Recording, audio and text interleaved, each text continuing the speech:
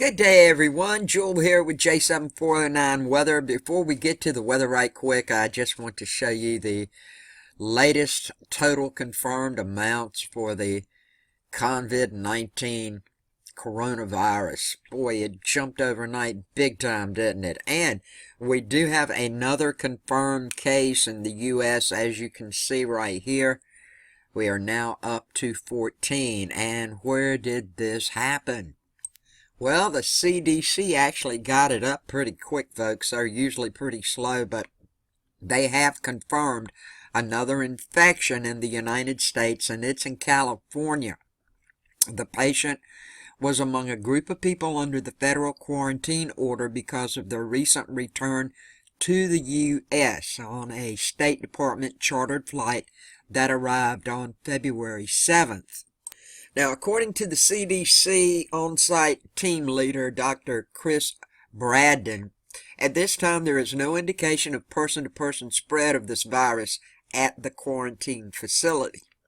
But the CDC will carry out thorough contact investigation as part of its current response strategy to detect and contain any cases of infection with this virus. Now, this once again brings the total of number of cases in the U.S. to 14. And the CDC is saying there are likely to be additional cases in the coming days and weeks, including among other people recently that have returned from Wuhan. While 195 people were discharged from the quarantine yesterday, more than 600 people who returned on the chartered flights from Wuhan remain under federal quarantine. And there's also been another brand new case to pop up over in London. Just wanted to throw this out to you guys so you would be aware. And for the weather today, we got lots of little stuff up on the watches and warnings map. Flooding going on from West Virginia all the way down south into Mississippi. These watches and warnings going on because we do have a lot of rain that's going to be happening once again. Snow, snow, snow, snow. Now, this is winter weather advisories. This isn't winter storm warnings.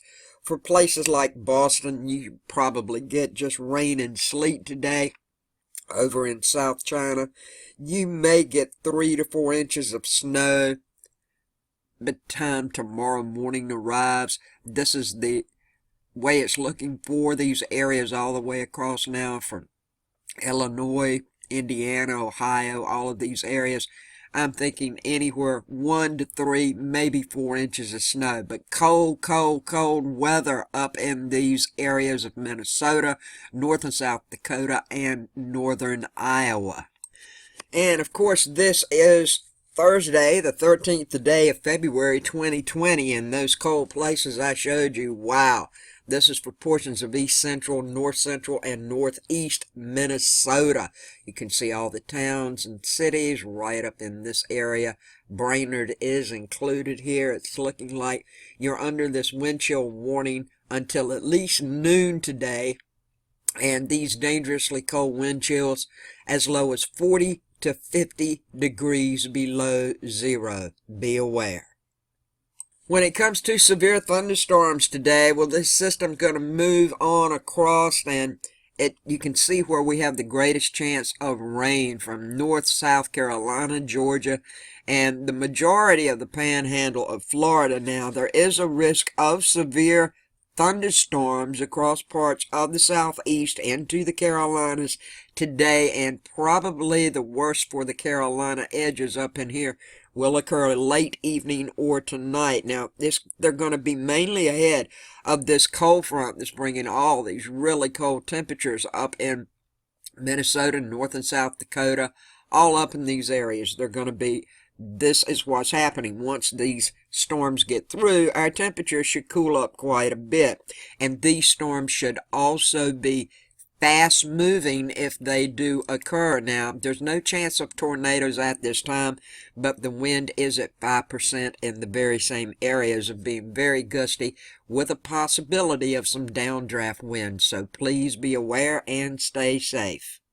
Now, as we take a look at the NAM map, courtesy of Tropical Tidbits this morning, before I turn it on Just remember, folks, this is what's happening. Light to moderate snow is possible with some mixed freezing rain. Like I said, for Boston, I think you'll get mainly sleet and freezing rain for portions of the northern Ohio Valley into central New England.